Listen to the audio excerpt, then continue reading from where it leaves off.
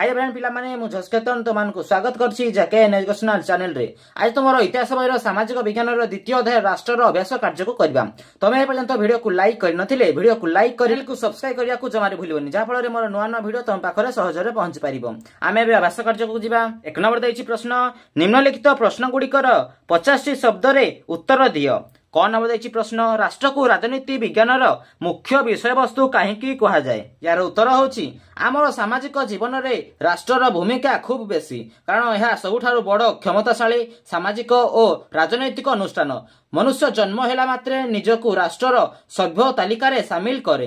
राष्ट्र केबे सृष्टि हेला ताहा जणा नाही मात्र मनीष सृष्टि हेबा सहित राष्ट्र आवश्यकता उपलब्ध होईछि बोली कुहा जाए। तेणु राष्ट्र को राजनैतिक विज्ञान में मुख्य विषय वस्तु और केंद्र बिंदु बोली कुहा जाए। प्रश्न राष्ट्र को एक अत्यावश्यक अनुष्ठान कहिबार कारण कौन।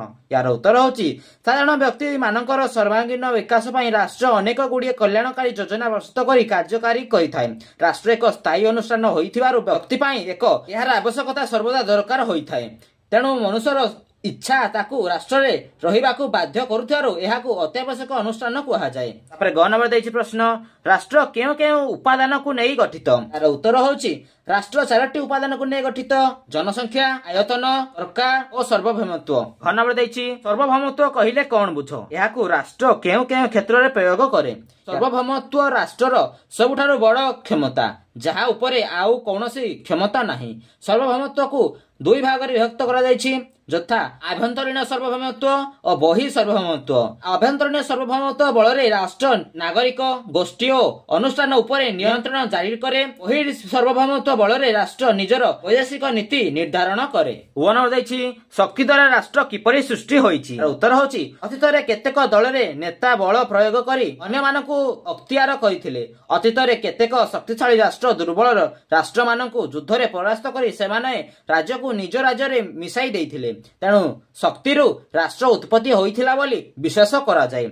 6 नंबर दैछि प्रश्न सामाजिक चुक्ति कहिले कोन बुझ एहा काहेकि कुहा जाए। यार उत्तर होछि मनुष्य चुक्ति करी राष्ट्र सृष्टि करियछि एहा मत को सामाजिक चुक्ति मतवाद कुहा जाए। अतीत रे जते बेले कोनोसी समाज बा राष्ट्र नथिला सेते बेले आदि मानव सरल जीवन यापन करुथिले।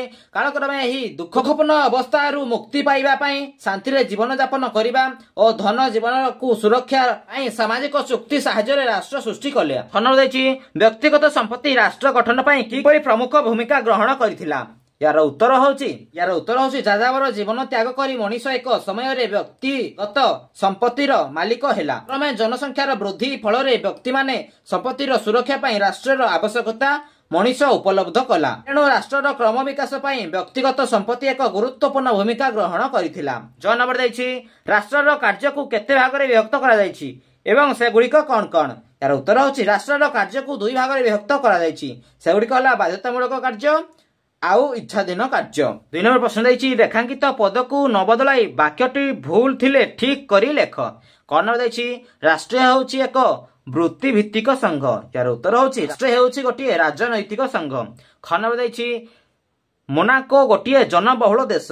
यार उत्तर होछि मोनाको एक जनबहुल देश। ग नंबर दैछि सरकार एक धार्मिक संगठन। यार उत्तर होछि सरकार एक राजनैतिक संगठन। घ नंबर दैछि गोष्ठीरु परिवार सृष्टि होईछि। यार उत्तर होछि गोष्ठीरु राष्ट्र सृष्टि होईछि। व नंबर दैछि शिल्प संस्था मानकु नियंत्रण करिवा हेउछि राष्ट्रर बाध्यतामूलक कार्य। यार उत्तर होछि शिल्प संस्था मानकु नियंत्रण करिवा हेउछि राष्ट्रर इच्छाधीन कार्य। 3 नंबर प्रश्न दैछि रेखांकित पद गुडिक बदलाई भ्रम थिले वाक्यटी को संशोधन कर। कौन नंबर दैछि राष्ट्र गोटिए अस्थायी अनुष्ठान।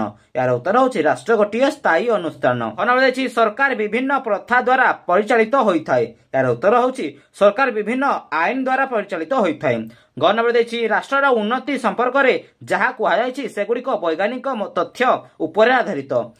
यार उत्तर होछि राष्ट्रर उत्पत्ति संबंध रे जहा कुहा जायछि सेगुडिक अनुमानिक और काल्पनिक तथ्य उपरे आधारित। गण दैछि आदि मानव सरल जीवन यापन करुथिबा समय को मानव कृत्रिम अवस्था कुहा जाए। यार उत्तर होछि आदिम मानव सरल जीवन यापन करुथिबा समय को मानवर प्राकृतिक अवस्था कुहा जाए। वन नंबर देखिए धर्म द्वारा विभिन्नता भाव सृष्टि हुए। यार उत्तर होची धर्म द्वारा ऐक्य भाव सृष्टि हुए। 6 नंबर देखिए देश मध्य शांति श्रृंखला रक्षा करने एक इच्छाधीन कार्य। यार उत्तर होची देश मध्य शांति श्रृंखला रक्षा करने बाध्यतामूलक कार्य। वीडियो भल लगे वीडियो को लाइक कमेंट और चैनल को सब्सक्राइब करने को जमारू भूलनी। देखा परवर्ती वीडियो रे। जय जगन्नाथ।